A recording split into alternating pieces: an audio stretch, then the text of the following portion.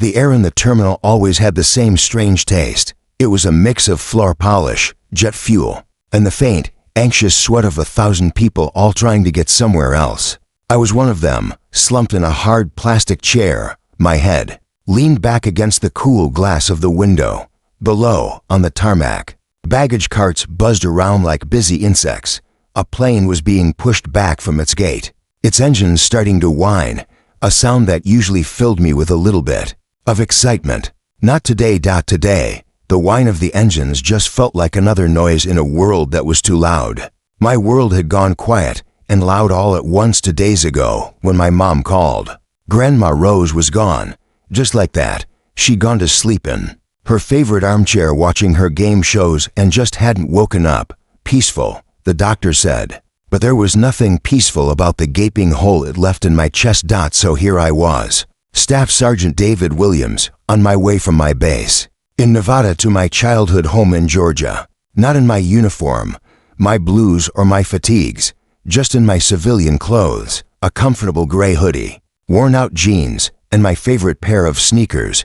I just wanted to be David, the grandson. The son, I didn't have the energy to be the sergeant. I just wanted to get home, hug my mom, and help her pick out the pictures for the funeral service. I looked at my phone again. A picture of me and Grandma Rose from my last leave.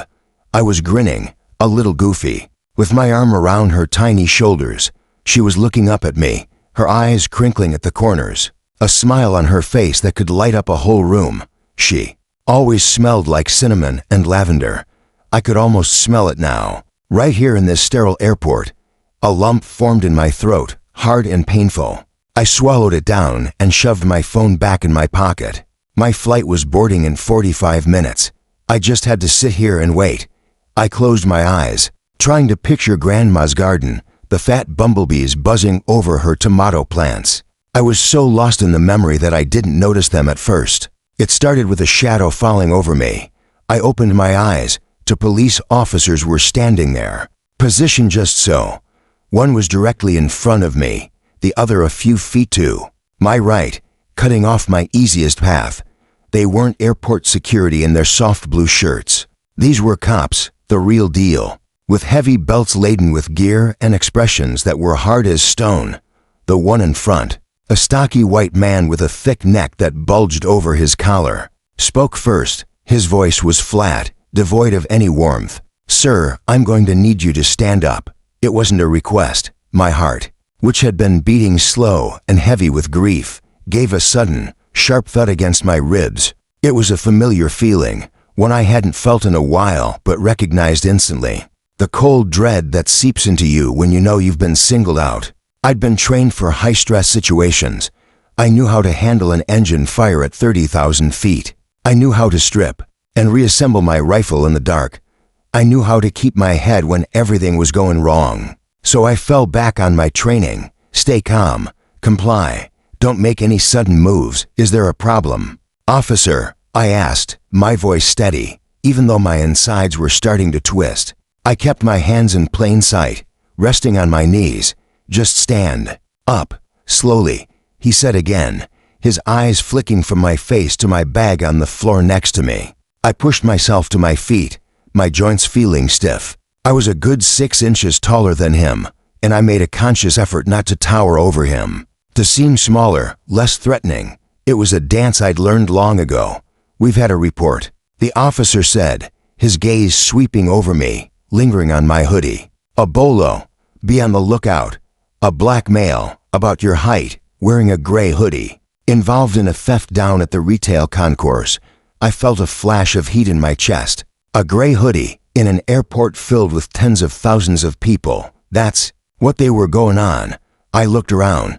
I could see 3 other men, 2 white and 1 Asian, also in gray hoodies, just within my line of sight. But they were here, in front of me. "Officer, I've been sitting right here for the last hour, waiting for my flight," I said, keeping my tone respectful. "You can check the security cameras. I haven't been anywhere near the shops." The second officer, younger and thinner, snorted. It was a small, ugly sound. "Yeah, that's what they all say." The first officer, who I later learned was named Miller, took a step closer. The smell of cheap coffee was on his breath. What's in the bag? My laptop. A book. A change of clothes, I said. Just my carry-on. Let's see it, Miller commanded. He didn't ask. He gestured to the floor. Empty your pockets. 2, on the ground. This was when the humiliation began to burn. People were starting to watch. They weren't obvious about it, but I could feel their eyes, the quick glances, the slowed down walks, the whispers behind hands. I was becoming a spectacle. David Williams, the grieving grandson, was gone. In his place was a suspect, a potential criminal. Slowly, carefully, I pulled out my phone, my keys, and my wallet and placed them on the dirty linoleum floor. The metallic clink of my keys sounded unnaturally loud. Then I unzipped my backpack and began to take things out. My copy of Dune, a gift from a buddy on the base, my laptop in its protective sleeve, a bag of trail mix, a neatly folded shirt and pair of pants. The younger officer, Davis, poked at my things with the toe of his boot. "What's your name, champ?"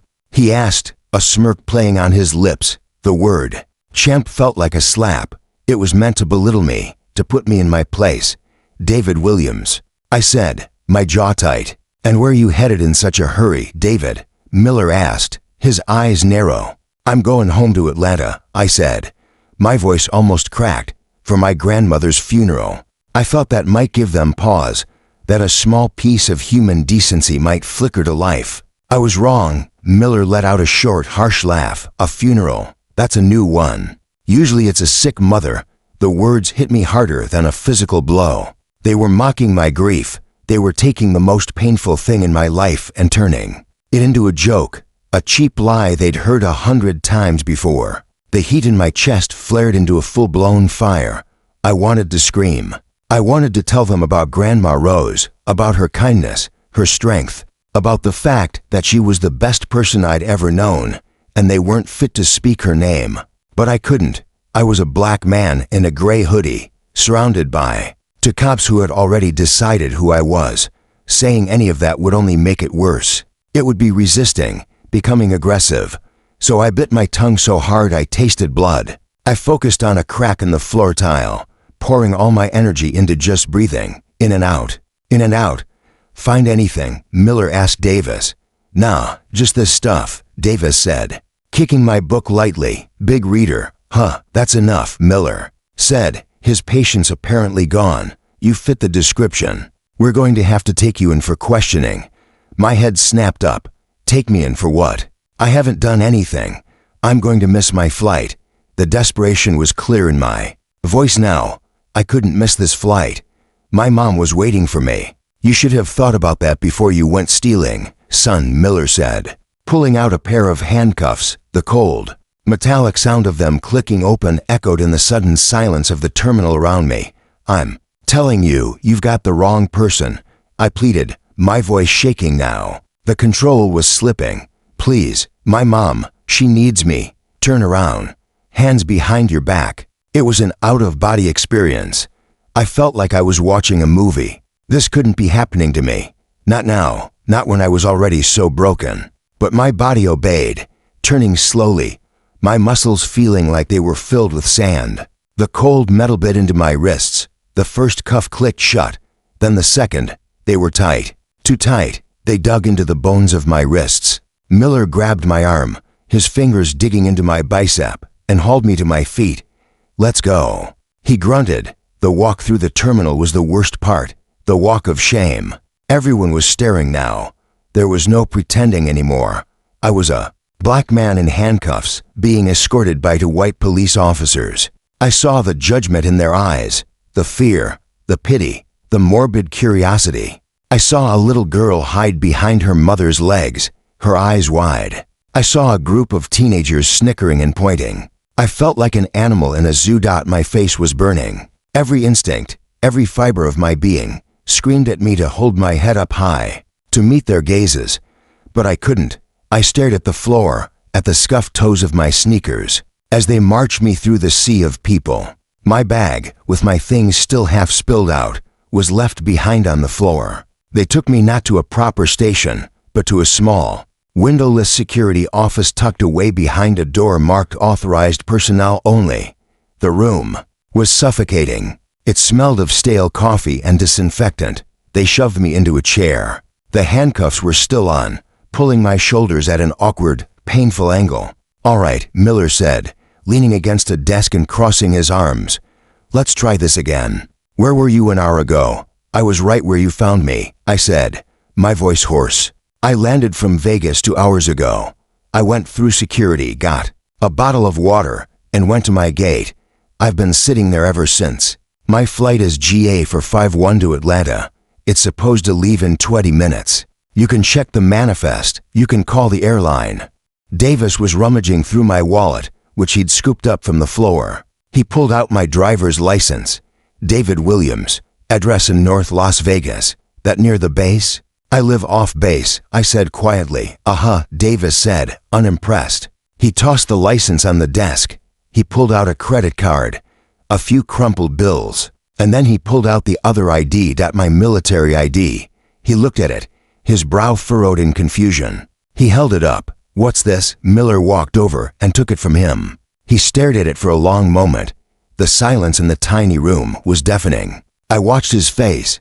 I saw the flicker of recognition, then confusion, then a slow dawning of something else. He looked from the picture on the ID to my face. He read the name. He read the rank. Staff Sergeant, United States Air Force. He looked at Davis, who just shrugged, looking lost.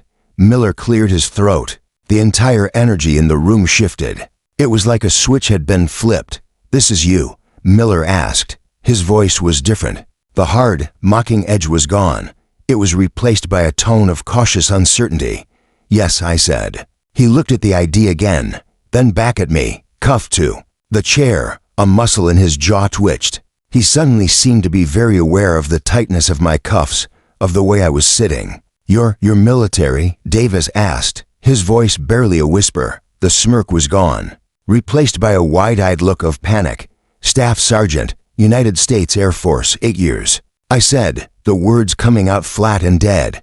"Aircraft maintenance. Technician on F-16s. Miller stared at me. He didn't seem to know what to do. He had arrested a thug in a hoodie, but now that thug had a name, a rank, a job that commanded respect. He wasn't just a random black man anymore. He was a soldier, and that changed everything. He walked over to me, fumbling for the key on his belt. His movements were suddenly clumsy, awkward. He unlocked the handcuffs. The relief was immediate and agonizing as blood rushed back into my numb hands. I rubbed my wrists. The red, angry marks a stark contrast against my brown skin. "Look, Sergeant," Miller started, stumbling over the title. "There's been a misunderstanding.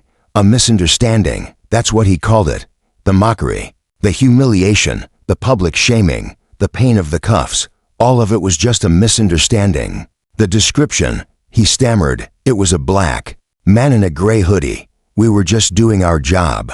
"You think I'm the only black man in this airport wearing a hoodie?" I asked, my voice dangerously quiet. The fire in my chest was back, but now it was a cold, hard rage. "No, of course not. It's just," he trailed off, helpless. The power he had wielded so easily just moments before had vanished. He couldn't look me in the eye. "Just doing your job," I finished for him, my voice dripping with a bitterness that surprised even me. "Your job is to mock a grieving man? To treat him like an animal in front of hundreds of people?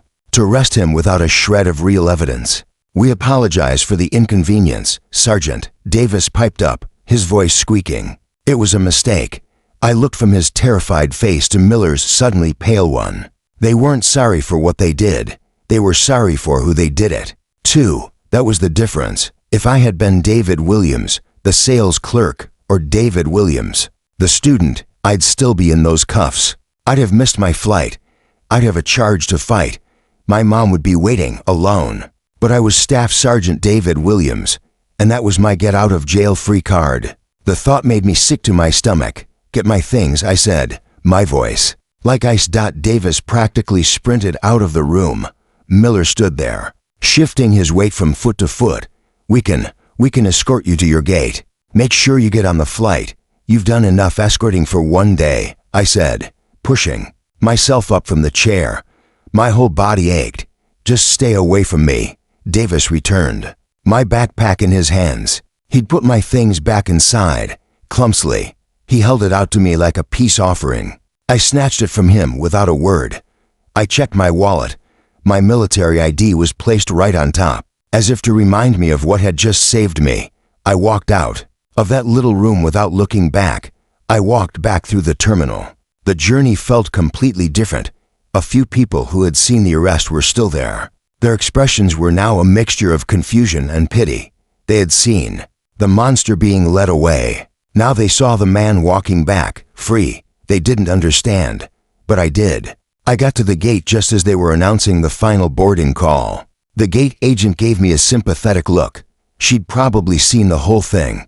I just handed her my ticket, my face a stony mask dot as I walked down the jet bridge. I felt a tremor run through my body. The adrenaline was wearing off, and in its place was a deep, bone-crushing exhaustion and a profound sadness. I found my seat, shoved my bag under the one in front of me, and collapsed into it. I leaned my head against the window again. The plane began to taxi. I didn't feel relief. I didn't feel triumphant. I felt broken. I had won. I had been vindicated. But it wasn't me who won. David Williams, the grandson, was still guilty in their eyes. It was the uniform, the rank, the institution that had saved me. I had to flash a symbol of my service to this country to be treated like a human being in it. What about the guy who looks just like me, wears the same hoodie, but doesn't have that ID in his wallet? What happens to him? He misses his flight. He misses his grandmother's funeral. He sits in a cell, trying to explain that he's innocent. But his words mean nothing. I thought about why I joined the Air Force. It was after 9/11s. I was a teenager. I wanted to serve. I wanted to protect people, to be part of something honorable, something bigger than myself. I believed in the flag, in the ideals of the country. I wore my uniform with a pride that swelled in my chest. In that uniform, I am respected. I am Sergeant Williams.